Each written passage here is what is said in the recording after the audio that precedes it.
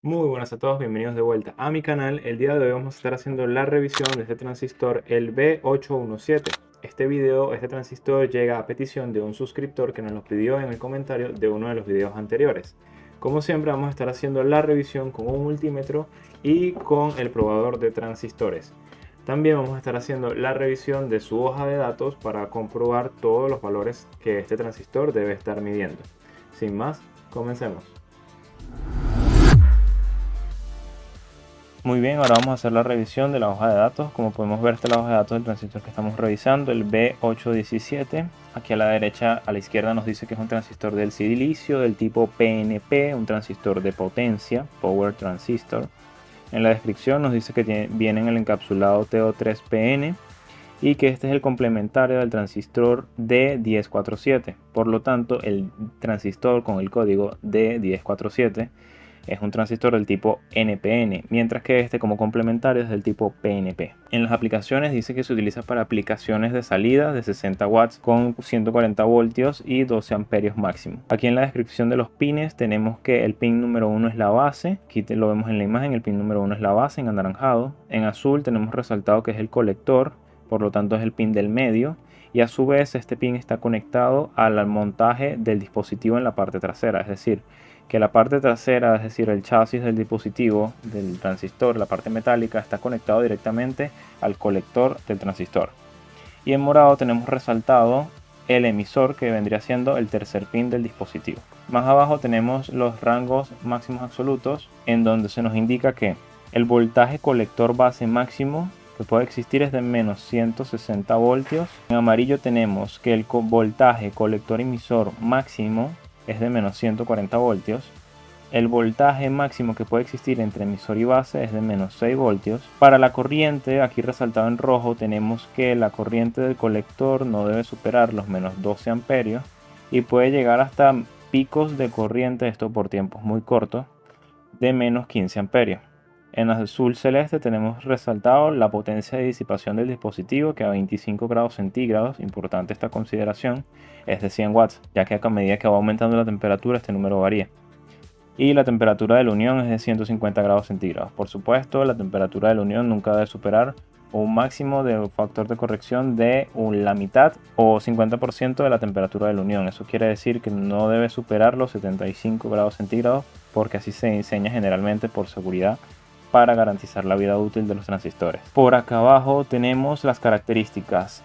Características a temperatura de 25 grados en la unión. En amarillo tenemos resaltado el voltaje de quiebre entre colector y emisor, que es de menos 140 voltios, es decir, que después de ese voltaje el transistor se daña. El voltaje de quiebre entre emisor y base de menos 6 voltios. El voltaje base emisor para encenderlo es de menos 1,5 voltios. Y aquí tenemos las ganancias. La ganancia puede estar comprendida entre dos rangos. Aquí podemos ver en la primera línea nos dice, dependiendo de las condiciones de prueba, es decir, en este caso a menos 1 amperio de corriente en el colector y con un voltaje de menos 5 voltios entre colector y emisor, la ganancia puede estar comprendida como un mínimo de 60 y hasta un máximo de 200. Esto varía dependiendo de los procesos de fabricación del transistor, pero puede estar comprendida en ese rango. Si da menos, entonces el transistor puede que esté malo. Si da 10, 5, 4, puede que el transistor esté malo.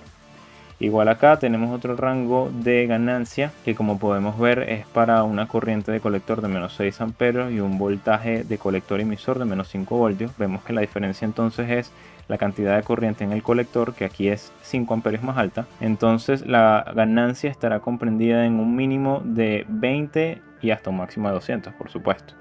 Si la ganancia es menor a 20, entonces el transistor puede estar dañado y requiere reemplazo. Más abajo tenemos acá las dimensiones del empaquetado, las gráficas y ya, aquí termina. Muy bien, continuamos.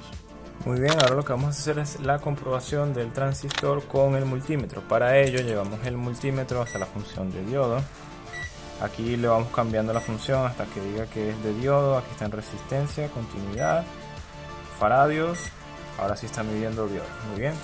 Entonces lo que vamos a hacer es colocar la pinza negativa en el primer pin y la punta positiva en el segundo pin. Obtenemos una medición, indica 550, y ahora en el tercer pin obtenemos 551. Por lo tanto, como el emisor es el que tiene la mayor caída de voltaje, quiere decir que el tercer pin es el emisor, el segundo pin, el del medio, es el colector y el primer pin es la base. Y dada la polaridad, este es un transistor del tipo NPP, o lo que es más bien conocido como PNP. ¿Okay? Ahora vamos a comprobar la polaridad inversa para verificar que el transistor no esté en corto. Ponemos la punta positiva en el primer pin y la punta negativa en el segundo pin. No debemos obtener ninguna medición. Perfecto. Ahora la punta negativa en el tercer pin y tampoco debemos obtener ninguna medición. Todo correcto.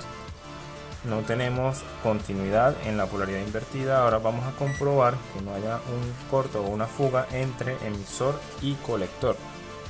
Acá emisor y colector no tenemos, invertimos las puntas, tampoco tenemos continuidad, entonces todo está correcto. No tenemos continuidad entre emisor y colector porque no debe presentarlo. Ahora comprobamos que entre el colector y el chasis, es decir, la parte metálica del transistor, haya continuidad. Efectivamente la hay, ahí está, caída de voltaje muy pequeña. Recordemos que, como vimos en el datasheet, este transistor tiene conectado la parte trasera del chasis al pin del medio, que es el colector, y siempre debe existir una continuidad plena en este caso. Muy bien, continuamos. Muy bien, ahora vamos a hacer la comprobación con el probador de transistores. Como en este caso este transistor tiene los pines muy separados y son muy grandes, va a ser incómodo colocarlo aquí. Para ello voy a usar los cables que trae esto. Entonces voy a colocar el negro que indica el negativo en el primer pin. Ese lo voy a colocar en la conexión número 1 del probador. Luego el rojo lo voy a conectar en el segundo pin del medio, que ya sabemos que ese es el colector. Ese lo voy a conectar en el pin número 2. Y ahora con este cable verde voy a conectar en el emisor, que es la tercera pata.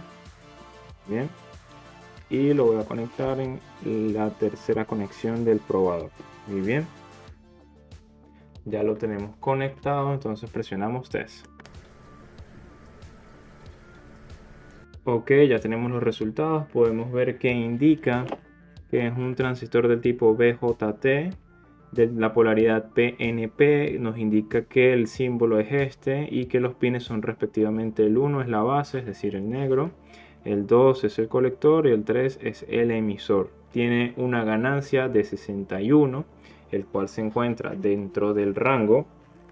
Recordemos que este rango, como vimos en la hoja de datos, puede variar dependiendo de las condiciones de prueba de acuerdo con el voltaje de testeo, pero está correcto y tiene un voltaje umbral de 810 milivoltios. Muy bien, eso fue todo por la revisión de este transistor. Si el video les gustó, por favor no olviden dar un like, y si quieren que realice la revisión de algún transistor en específico, por favor déjenmelo acá abajo en la caja de comentarios. No olviden suscribirse, ya que eso me ayuda a traerle más y más videos de componentes y herramientas. Y sin más, hasta la próxima, ingenieros.